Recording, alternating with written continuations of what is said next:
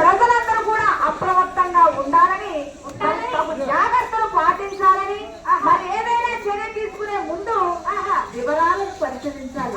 చూసారా ప్రజలారా, మరి ఏదైనా చర్య తీసుకునే అనుమానాస్పద లింకులు వస్తుంటాయి మన సెల్ ఫోన్ లోకి, మరి క్లిక్ చేయకూడదు. మరి క్లిక్ చేసినట్లయితే మన అకౌంట్ లో ఉన్న డబ్బంతా కూడా మన సైబర్ నేరగాల అకౌంట్ లోకి వెళ్తున్నాయి. అవును,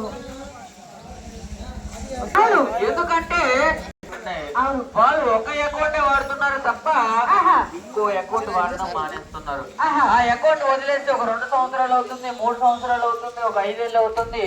అలా వదిలేయడం వల్ల సైబర్ నేరగాళ్ళు మీ అకౌంట్ని వాడుతున్నారు. మరి అంతేకాకుండా మరి మీ అకౌంట్లు వాడుతున్నారు కాబట్టి మిమ్మల్ని పోలీస్ స్టేషన్ అలా జరగకూడదని చెప్పి మన భారతీయ స్టేట్ బ్యాంక్ వారు అందరూ కూడా కేవైసీ చేయించుకోవాలి. ప్రతి ఒక్కరు కూడా మీ బ్యాంక్ అకౌంట్ పుస్తకము, ఆధార్ కార్డు తెచ్చుకున్నట్లయితే అందరూ కూడా కేవైసీ చేసుకోవడం వల్ల మీ అకౌంట్ లో లావాదేవీలనే చూస్తుంటారు. అంతేకాకుండా మీ అకౌంట్ యాక్టివ్లో ఉంటుంది కాబట్టి. అవును, అంటే మనల్ని ఎలా బెదిరిస్తున్నారు? మేమే పోలీస్ స్టేషన్ నుంచి ఫోన్ చేస్తున్నాము, మీ పేరు మీద కేసు నమోదైందని, అవును, మిమ్మల్ని నేరస్తులుగా చెబుతూ డిజిటల్ అరెస్టులు చేస్తూ ఉంటారు. అంతేకాకుండా ఆన్లైన్ లో కూడా దర్యాప్తులు చేస్తూ ఉంటారు. మరి నిజానికి పోలీసు వారు ఎప్పుడూ కూడా ఆన్లైన్ లో దర్యాప్తులు చెయ్యరు. మరి అంతేకాకుండా వీడియో కాల్స్ చేస్తూ మన బంధువుల్లాగానే హాస్పిటల్లో ఉన్నాము, కొంచెం ఎమర్జెన్సీలో ఉన్నాము, ఒక 10,000 కానీ ఒక 20,000 కానీ మన బంధువుల ఫేస్ మార్కింగ్ చేసి అంతే మరి కట్టిన వ్యక్తికి 2 లక్షల రూపాయలు ప్రమాద బీమా ఇన్సూరెన్స్ అందిస్తున్నారు.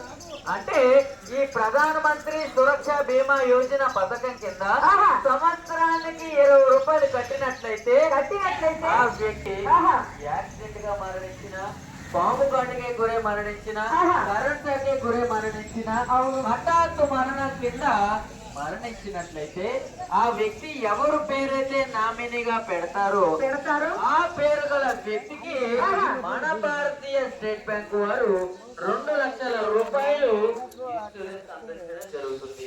మరి దీనికి వయసు పరిమితి 18 సంవత్సరాలు మొదలుకొని 70 ఏళ్ల వరకే కట్టుకోవచ్చును.